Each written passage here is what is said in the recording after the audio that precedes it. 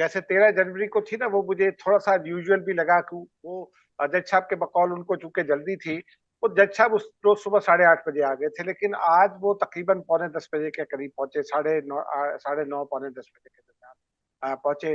उसके बाद फिर हम लोग भी थोड़ी देर में कमरा अदालत में पहुंच गए।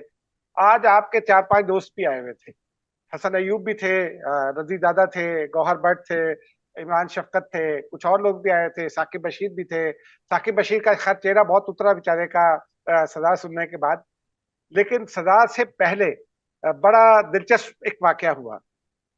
इमरान खान आए, आप बड़े खुश हुए, उन्होंने कहा आप तो बहुत, आज तो बड़े लोग आए हुए हैं, किसी को रोका भी है? हमने कहा नहीं, रोका वोका तो किसी को भी नहीं है, जितने वेल रिकग्नाइज लोग आए हैं अब वो सब पहुंच गए हैं।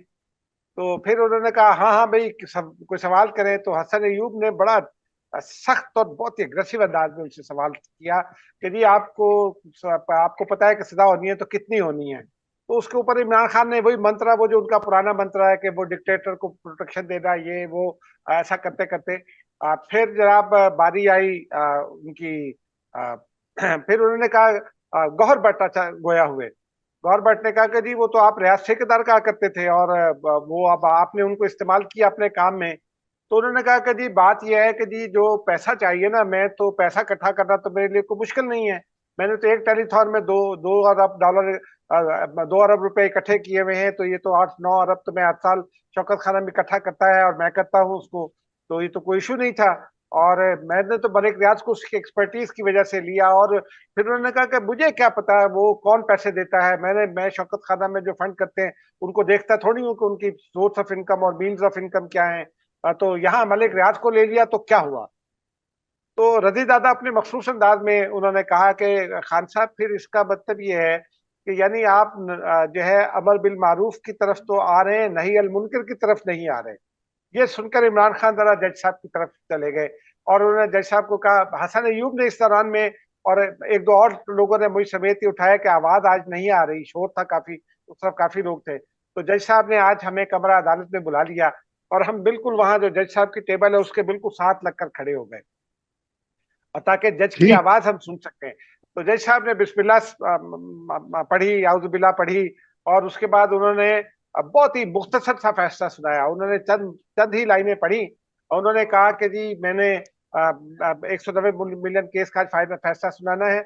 इस्तगासा जो है वो अपनी प्रैक्टिसेस जो है ना वो करप्ट प्रैक्टिसेस के हवाले से अपना मौकफ साबित कर चुका है, करप्शन के हवाले से भी, और अपना मौकफ साबित कर चुका है। और जो अलकादिर ट्रस्ट का 190 मिलियन पाउंड केस है, अलकादिर ट्रस्ट केस, उसमें मैं इमरान खान को 14 साल कैद बामुशक्कत की सजा देता हूँ। साथ साथ उन्होंने कहा कि जो अलकादिर ट्रस्ट की जमीन है ये फोरफिट कर ली गई है और प्रॉपर्टी और हुकूमत पाकिस्तान को वापस चली जाएगी, हुकूमत पाकिस्तान इसके बारे में फैसला करेगी। बुशा बीबी चूंकि खातून है, उन पर एडिंग और अबेटिंग का, और इमरान खान के हवाले से उन्होंने कहा कि 9A 9A24 और 9A26 ये जो है वो उन्होंने दफात पढ़कर सुनाई। उन्होंने कहा कि ये इन दफात के तहत इमरान खान को सजा दी जाती है। बुशा बीबी के लिए जो है वो जो उसका ऑर्डिनेंस, 7 साल। नैब ऑर्डिनेंस का जो सेक्शन 10 है उसका उन्होंने बताया कि उसके तहत तो एडिंग एंड अबेटिंग में आती हैं।